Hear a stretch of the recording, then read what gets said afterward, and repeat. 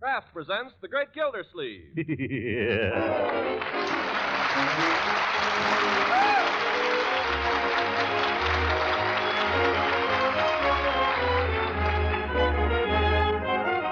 Kraft Cheese Company, who also bring you Bing Crosby every Thursday night, present each week at this time Harold Perry as The Great Gildersleeve, written by John Whedon and Sam Moore.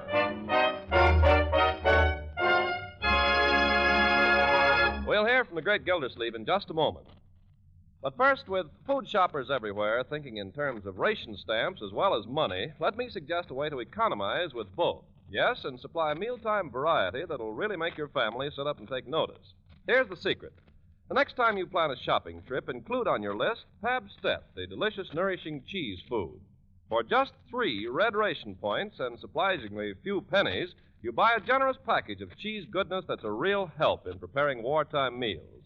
The tantalizing cheddar cheese flavor of Pabst-Step is grand with economical rice or macaroni dishes, and Pabst-Step toasts and slices to perfection. Or you can melt it to a smooth golden cheese sauce that does wonders with leftovers of meat or fish or vegetables. Pabst-Step is a fine source of important milk nutrients, too. Milk protein, milk minerals, food energy, vitamin A, and vitamin G that's also called riboflavin.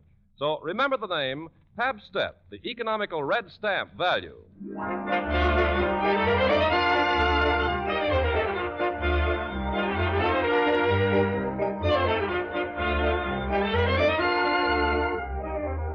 In the diary of Throckmorton P. Gildersleeve, a monumental work as yet unpublished, we find in the Spencerian hand of the great man himself this entry. Dear Diary, today I made a vow. I'll never speak to Judge Horace Hooker again. As long as I live, I'll never speak to him. Even if he comes crawling to me on his hands and knees, I'll never speak to him. Even on my deathbed. There are some things a man cannot forgive a friend, and one of them is stabbing him in the back when he isn't looking.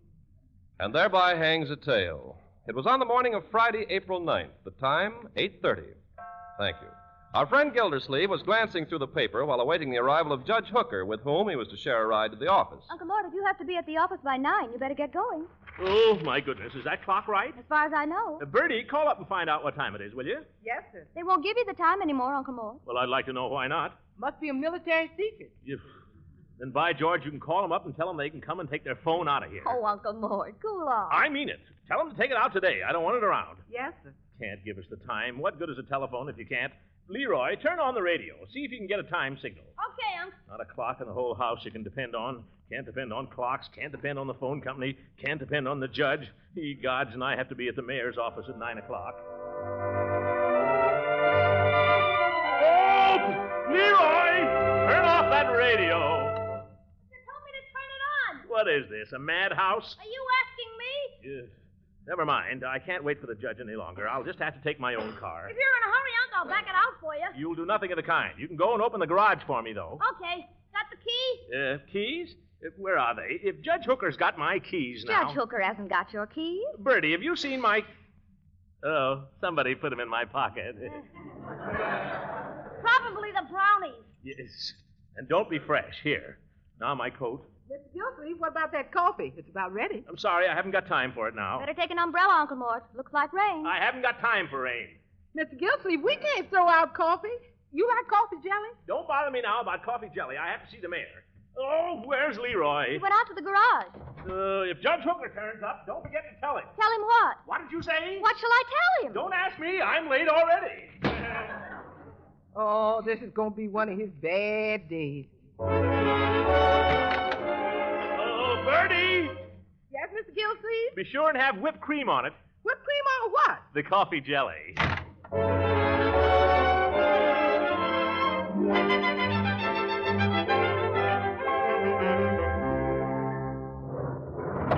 Want me to start the car, Unc? I'll warm it up for you. No. I thought you were in a hurry. I am in a hurry. Now, don't keep asking me that. I don't want you fooling around with the car. You'll wreck it. Unc, the ignition. Stick in your shirt tail, Leroy. It is in. Well, get off the running board. Okay. Give it a little choke, Unc. Out of the way, Leroy. This is Friday, young man. Don't forget the ash cans. I can't hear you. I said don't forget the ash cans. Unc, watch out. What? Oh! Hey! think you're Hooker? Gildersleeve. This is a fine time to show up. What's the idea of backing into me? Who backed into you? It's a wonder some people wouldn't look where they're going. Well, I had the right of way. I was coming... It's my driveway, isn't it? Well, it's not your street. Unc, you all right? I'm all right, but look at that rear fender. Yeah, and look at my bumper. How'd I know you were coming out of there? Are you deaf? I blew my horn. Yeah, after you crashed into me. Leroy, didn't I blow my horn? You saw it happen. Yes, you saw it happen, Leroy. He backed into me, didn't he? Backed into him. He was going a good 40 miles an hour in a residential district with children all around and inadequate brakes. You saw it, didn't you, Leroy? Sorry, I didn't see a thing. Leroy! Honest, I was tying my shoes. Your shoes are untied right now, both of them. Yeah, that's funny. Yes. Oh, my land, what happened? Judge, you all right? Is he all right? What about me? I had a narrow escape, Bertie, but fate spared me this time. By the way, you witnessed the crime, didn't you? Crime. Well, all I know is I was looking out the kitchen window. Good. Now tell me if this isn't the way it happened. I was coming down the street, well over to the right, looking in both directions and going not over 8 or 9 miles an hour, when this wild man came charging out. Bertie, don't you get mixed up in this. You go into the house. Yes, sir. You can't do that, Gildersleeve. She's my witness. Well, she's my cook. By golly, if I have to, I'll subpoena her. Oh, you hear that, Bertie? He's going to subpoena you. That's all, brother. This is getting too hot here for me. Gildersleeve, I charge you with intimidating a witness. You intimidated her, you and your subpoenas. You go racing around town in that juggernaut of yours, that death car, that Rio. Just a minute, Gildersleeve. What's your license number, Hooker? Well, you can read, can't you? It's right there on the plate. Write it down, Leroy, before he gets away. By George, I'll see my lawyer about this. Go right ahead. I'm your lawyer. I can tell you haven't got a leg to stand on. No? Well, I haven't got a lawyer either. I just fired him.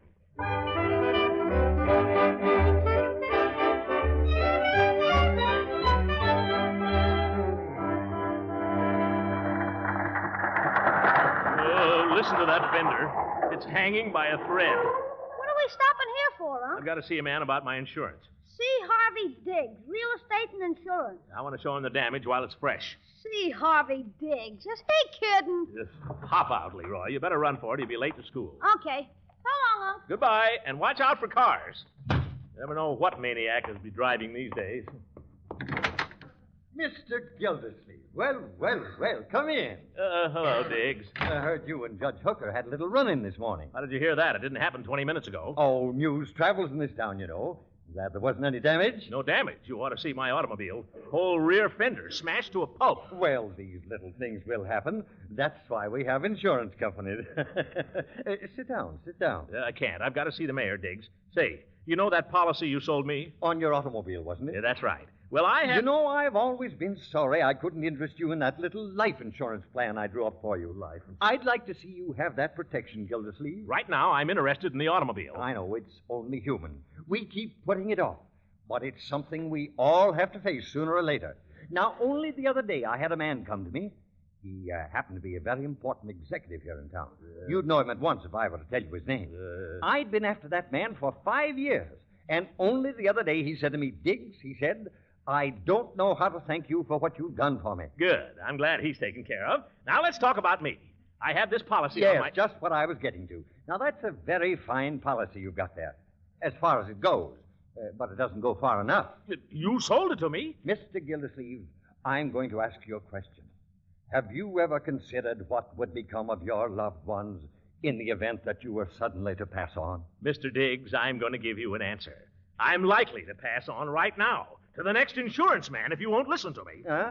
All I'm interested in is collecting on the policy I've got. Well, you're the doctor, Mr. Gildersleeve. Yes, sir, that's what we're here for, to service our customers. Good. I've got the policy right here. I can't make head or tails out of it. Well, now, we'll just have a look. Now, let's see. Bodily injury, property damage, collision or upset, comprehensive. What does it say? Mr. Gildersleeve, that's a very fine piece of protection you've got there. My advice to you would be to hold on to it. What do you mean? Providential Mutual Fire and Loss, that's one of the biggest insurance companies in the state of Rhode Island. And Rhode Island is one of the smallest states in the Union. Well, we can't always judge by size, you know. The Providential Mutual has been serving the public now for 48 years. I had the pleasure of visiting the home office back there in 1923. In fact, I had the pleasure of dining with one of the vice presidents. Oh, he has a lovely home there, just outside of Providence. Well, I'm glad he's living well. You didn't happen to ask him about that busted rear fender on my automobile. Fender? Yes, I had a little accident this morning, remember? I ran into Judge Hooker. Hooker ran into me. Smashed my fender. I'd like to collect. Mr. Gildersleeve, that's one thing I'll say for the Providential Mutual. They settled promptly. Good. No argument, no waiting around. They pay us. Great. However, the type of policy you have here doesn't happen to cover this particular type of accident. It's what? Now, don't misunderstand me. It's a very fine policy and has some very fine features. But for this kind of coverage, I'd suggest a different type of policy. Now, if Diggs, tell me something. Do you carry insurance? Why, of course. I wouldn't be without it. Well, I hope it covers a punch in the nose.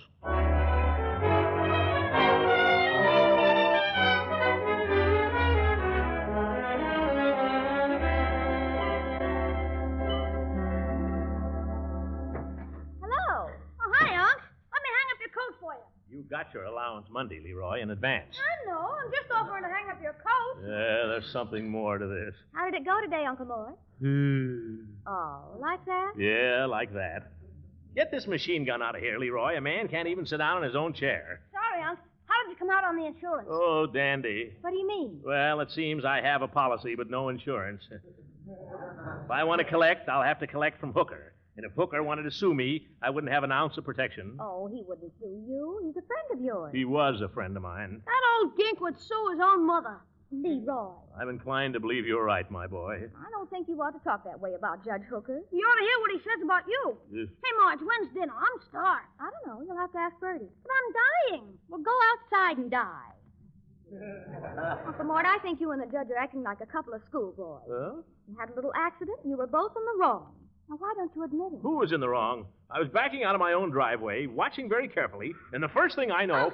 Hey, come here. What do you want? Come with me. Out to the kitchen. What for, Leroy? What's up? Never mind. Just be quiet. What's all the mystery about? No. Don't open the door. Just listen. Young man, I've told you what I thought of eavesdropping. I told you I never... Now, Bertie, you said you were looking out the kitchen window at the time the accident occurred. Hooker. No, Judge, I didn't say that. That is not exactly. Now, Bertie, remember, nothing you say here is going to be used against you. You're not against her, maybe. Well, I don't know if I ought to say anything, Judge. Mr. Gildersleeve might not like it. Well, don't you worry about Mr. Gildersleeve, Bertie. If he has anything to say, you always know where you can get a job. Oh! Well, Hooker, if there's anything lower than a man who would run down a friend when he wasn't looking, it's a man who would sneak in his back door and steal his cook. I have not been sneaking in any back doors. Oh, no? No. Merely happened to be taking a shortcut across the lot here. And dropped in for a handout, I suppose. Bertie. I didn't want to say nothing, Mr. Gildersleeve, honest. I'm not blaming you, Bertie. I just didn't want no hoppers coppers, that's all. It just happens, Gildersleeve, that Bertie is a legal witness, and I have a legal right to question her. Well, you go take a legal walk for yourself.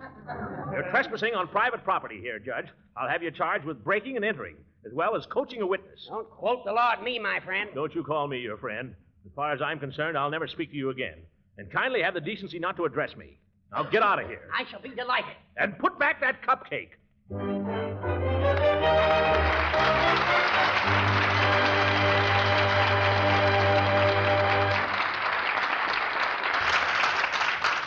The great Gildersleeve will be with us again in a few seconds. Meanwhile, here's a tip for homemakers. The way to spend red ration stamps to best advantage is to plan family meals several days in advance, using a list of point values as your guide. That way you can make sure that meals are good tasting and well balanced and provide the variety your family likes. And as you plan, be sure to include quality foods like Pabstet, the delicious cheese food that's good in such a wide variety of ways. You'll find that Pabstet is a grand help for your wartime budget, because it costs only a few cents and just 3 red ration points per package. And whether you melt or toast or slice it, the whole family will go for its grand cheddar cheese flavor. What's more, Pabstet's a fine source of important milk nutrients and is highly digestible. Now, your dealer may not have Pabstet the very first time you try to buy it, because so much cheese and other dairy foods are going to war. But everything is being done to keep dealers supplied. So ask for Pabstet, Pabst-ETT, Pabstet, the delicious, nourishing cheese food.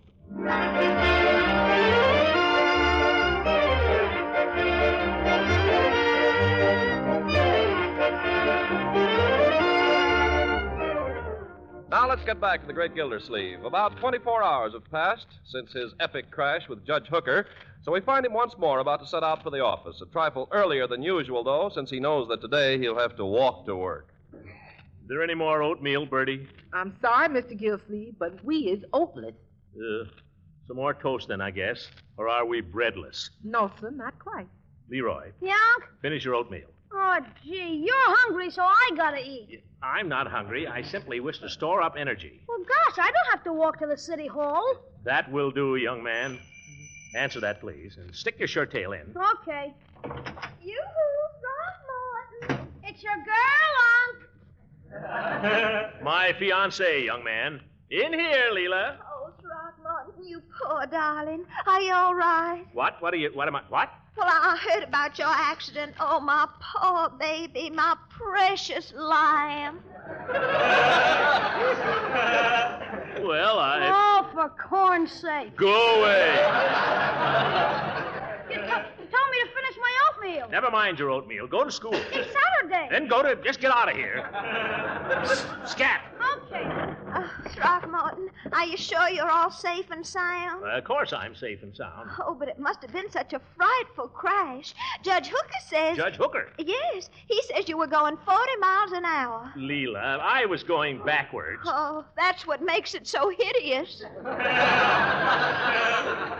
Leela, did Judge Hooker tell you this? No, Throckmorton. He told Sarah Pettibone, and Sarah told me.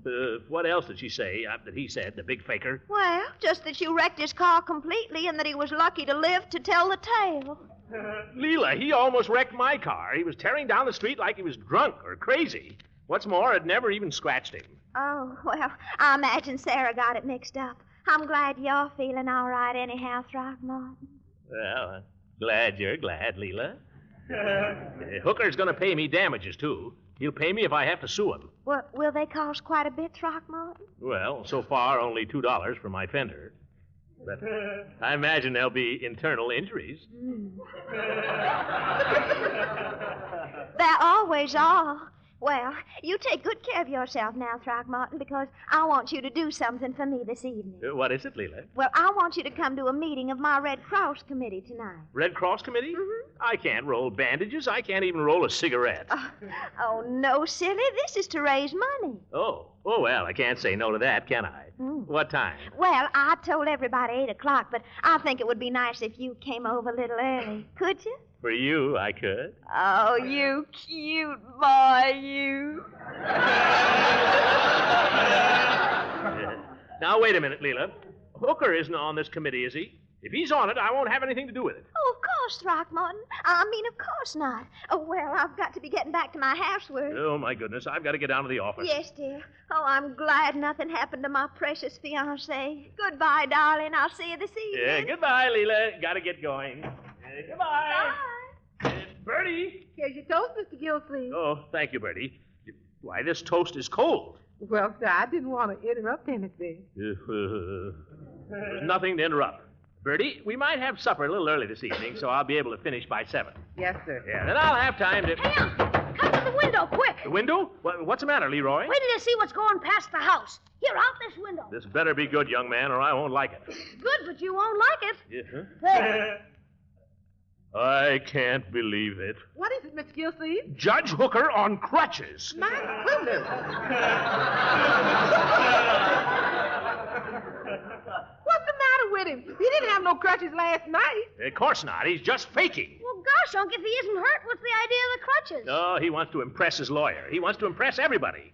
Well, if that's his game, I can do better than that. How? What you gonna do, Unc? I'm going down to Peavy's drugstore and get me a wheelchair.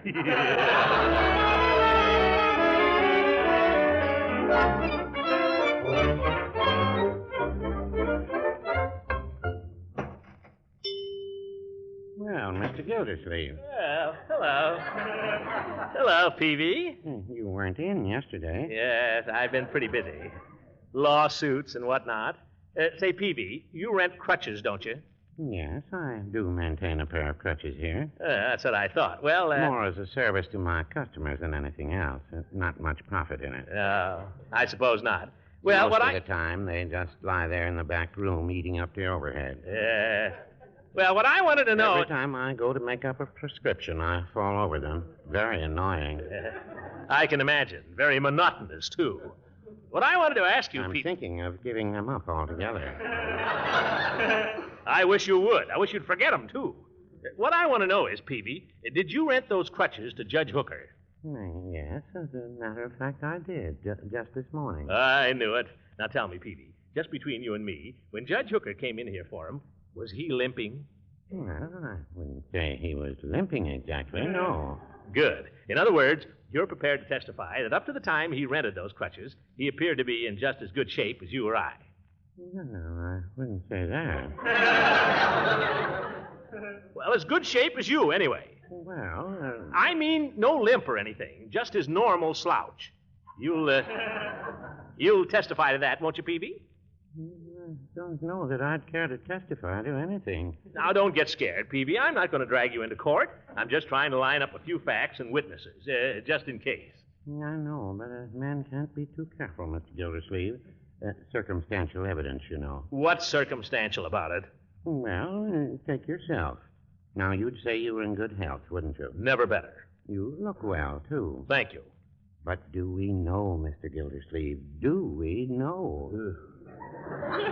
What do you mean? You might drop dead any minute. What? It's a fact. I had a man come in here one day perfectly well. Just felt a little funny, that's all.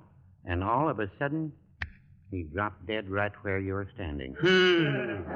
Oh, don't move. It was just a heart attack. Oh, just a little heart attack, eh? Peavy, will you tell me what all this has got to do with whether Hooker needs crutches or not? That's what I'm trying to find out. I'm afraid I couldn't express an opinion on that. Professional ethics, you know. After all, I'm a pharmacist. I'm not asking your opinion as a pharmacist. I'm asking your opinion as a crutch renter. Well, I will say this, Mr. Gildersleeve. Yes? Crutches never hurt anybody. Yes. Oh, Peavy, you make me tired. Why don't you ever give anybody a straight answer? All you can say is, well, now, I wouldn't say that. Well, now, I wouldn't say that. Goodbye!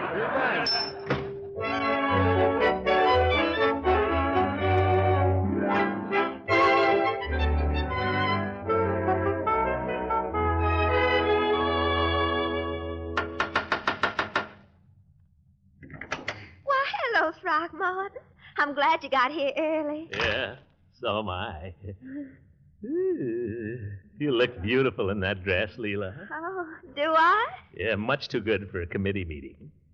Couldn't we go out? Now, Throckmorton, I've got things to do before the others get here. Yeah, so I.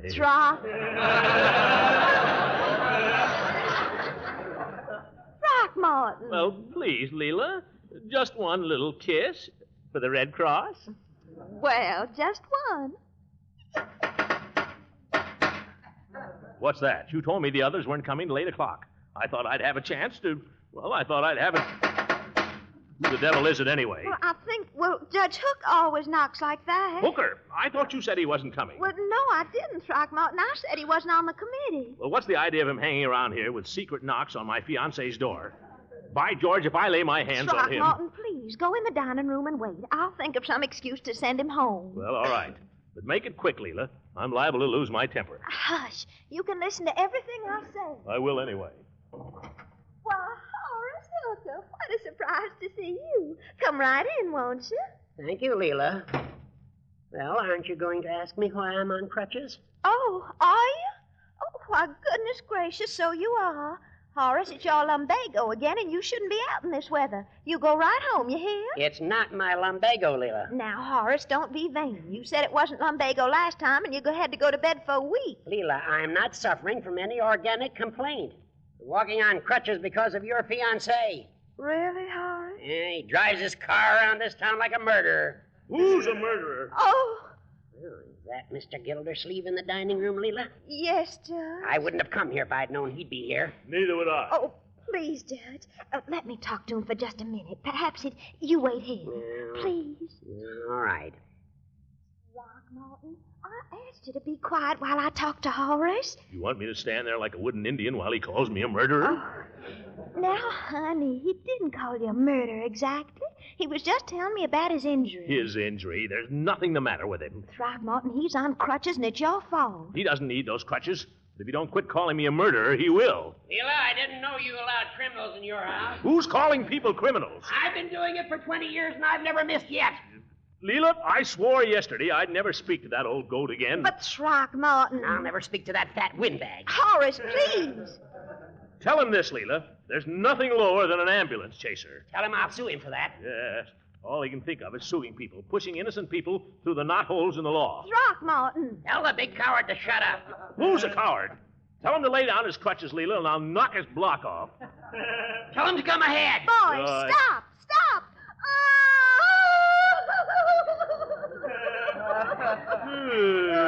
Oh, Leela. Leela, what's the matter? What is it, Leela? You're going to spoil my whole committee meeting. Now look what you did, Hooker. Me? I'm sorry, Leela. I'm sorry, too, Leela. I don't believe you, either one of you. Leela, I've been a bad boy. I have too, Leela. Oh, you've both been awful. Now you've got to promise me you won't fight any more. Well... Oh, I knew you weren't sorry. Well, I won't fight any more. No, neither will I, Leela. We won't fight any more, Leela. Honestly? On my honor as a judge. On my honor as a gentleman.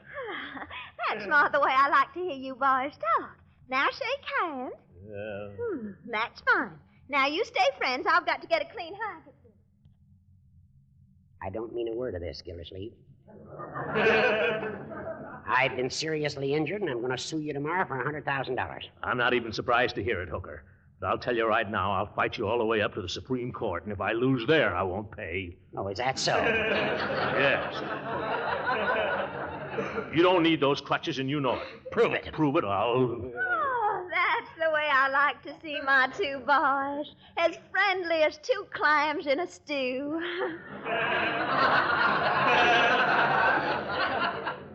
What were y'all talking about? Post-war planning. Oh, my, that's awfully interesting. Why don't we all sit down for a minute? Sit down, all right. Thank you. I think post-war planning is just as important as rationing, don't you? I do indeed. In fact, I was... I'll go, Leela. No, let me go. Don't forget, Gildersleeve, none but the quick deserve the fair. Oh, is that so, Judge? What are you laughing at? At you old goat. You forgot your crutches. Unc,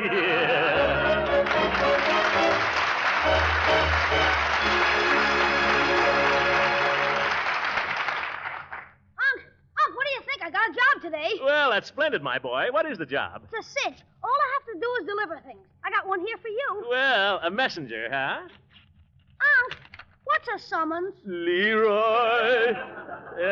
Good night, everybody.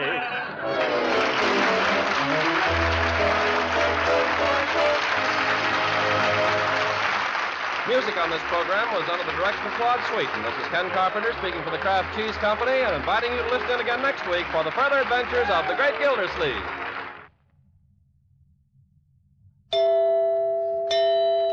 Right now, which is the most important economy in your food budget? Money or red ration points? Well, most likely the answer is both.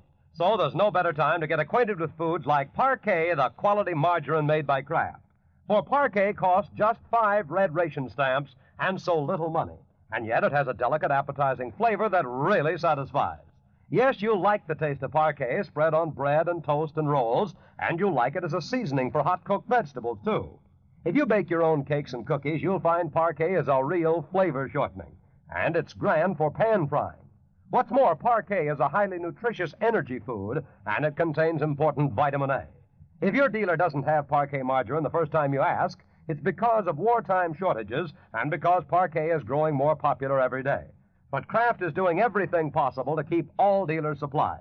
So watch for Parquet, P-A-R-K-A-Y, Parquet margarine made by Kraft. The program came to you from Hollywood. This is the National Broadcasting Company.